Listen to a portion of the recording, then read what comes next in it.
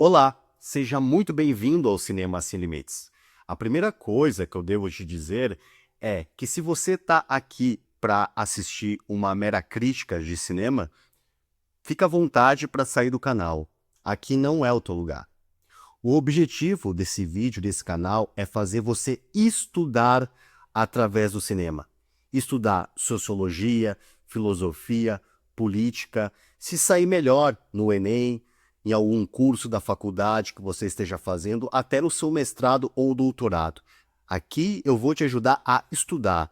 Não vou trazer aqui uma mera crítica de cinema ou alguma análise superficial. Sendo assim, o filme Terra em Transe, de 1967, dirigido pelo Glauber Rocha, ele faz parte do cinema novo, especificamente da segunda fase do cinema novo, que foi o primeiro movimento cinematográfico brasileiro que deu ênfase na população, no trabalhador. Primeiro cinema que saiu dos estúdios da Veracruz, que tentava imitar a Hollywood, para filmar o povo brasileiro no Nordeste e no Sertão. O filme em questão representa a segunda fase, como eu falei, do cinema novo. A primeira fase do movimento quer mostrar o Nordeste seco e isolado, a subserviência dessa população. A segunda fase, na qual o filme em questão se insere, já quer mostrar a questão da ditadura, um sentimento de impotência desses cineastas diante do golpe. Por isso que esses filmes são de 67, 3 anos depois do golpe militar.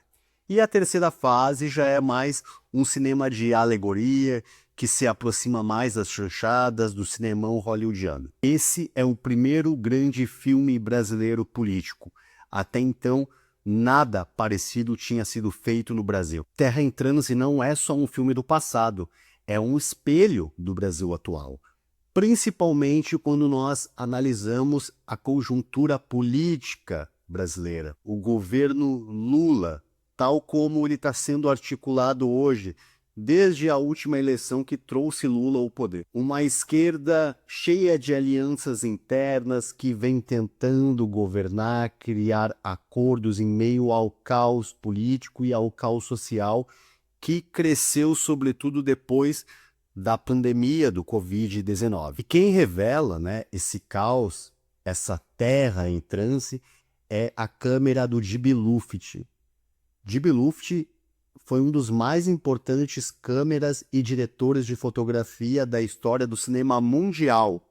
E o papel dele nesse filme é um papel de autoria, muito mais do que um diretor de fotografia. Terra em Transe é a história de Paulo Martins, um jornalista, poeta, que se vê dividido entre dois políticos, um político mais de direita e um político de esquerda mais reformista. O início do filme, na verdade, é o final do filme, é o momento da morte do Paulo. Ele morre no início do filme e ele vai narrando o filme.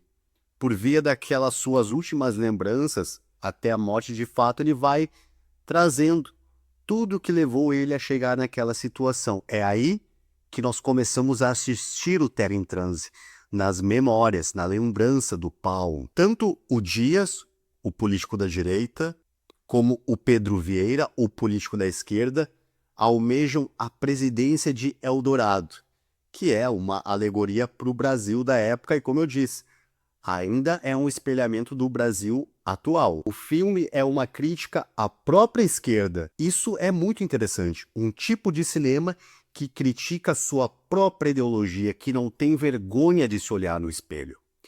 Paulo acreditava que podia fazer a revolução com a literatura, com a poesia, com as palavras. E começa a se aprofundar na política, achando que entrando na política institucional, ele vai fazer a revolução. Mas ali ele se perde na ganância, no poder, na luxúria. Inclusive, na época, esse filme não foi bem recebido pela esquerda. A esquerda entendeu esse filme como um ataque à ideologia de esquerda. O filme termina sem heróis, a utopia afunda com esse delírio político, mostrando assim o cinema moderno brasileiro. Cinema moderno, aquele cinema que não tem o herói, o bonzinho, o mocinho, tudo se embaralha. Não conseguimos definir esse dualismo? Pois bem, agora vamos falar o que move esse transe, essa Terra em transe. É justamente a câmera de Deep Luft. Essa câmera mergulha dos corpos, gira em espirais, oscila, treme, uma câmera tremida, sem muito aquela ideia de câmera fixa, bem estabilizada.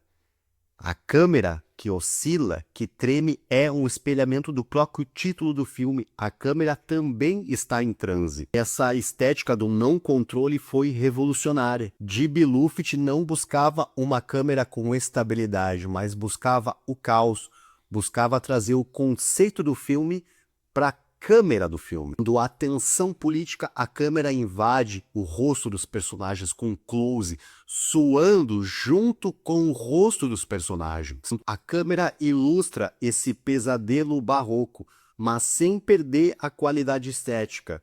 Inclusive, Deep Luft tinha o apelido de Steadicam, né? A câmera tremia, era caótica, mas tinha uma estética, não é? Uma harmonia no meio daquele caos, por mais paradoxal que isso seja, não é? E a nossa política atual, essas alianças todas também são uma maneira paradoxal de fazer política. E agora, vamos ao presente. Lula governa, mais uma vez, mais de maneira ambígua, aliado com o Centrão, pressionado por militares ainda presentes, ele é refém de uma base conservadora do Congresso e ainda enfrenta o fascismo disfarçado de direita arrumadinha. Portanto, Lula hoje é uma espécie de Vieira envelhecido, um reformista moderado que tenta governar um país que ainda tem os donos do poder na base da direita ainda. Continuam sendo os mesmos, lá do período do Terra em Transe, 1967. E a pergunta que Terra em Transe deixa é a seguinte: é possível transformar o Brasil sem cair no jogo político? A esquerda hoje passa pelos mesmos dilemas da esquerda do filme. Essa conciliação de classes, essa necessidade de ter que se adequar ao jogo para poder governar. E Glauber Rocha sabia disso. É por isso que o filme ainda hoje é tão radical. Ele mostra o fracasso de todas as ilusões políticas da direita ou da esquerda. Ele não está nem aí. No fundo, Paulo é um intelectual que acha que pode conduzir o povo sem entender o povo, sem ser o povo. Portanto, Terra em Transe não é um filme para ser entendido, é um filme para ser sentido, atravessado. E é assustador como ele ainda ressoa, como o transe ainda continua. A promessa de uma Eldorado ainda se perde entre o populismo, entre o reformismo. A revolução de fato não acontece, a vida das pessoas no dia a dia não muda. Se você gostou dessa análise, se inscreve no Cinema Sem Limites. Aqui, toda semana, mergulhamos fundo em filmes que abrem os nossos olhos, mesmo que isso doa. E comenta aí, o Brasil saiu ou continua preso no transe? Eu te vejo em breve.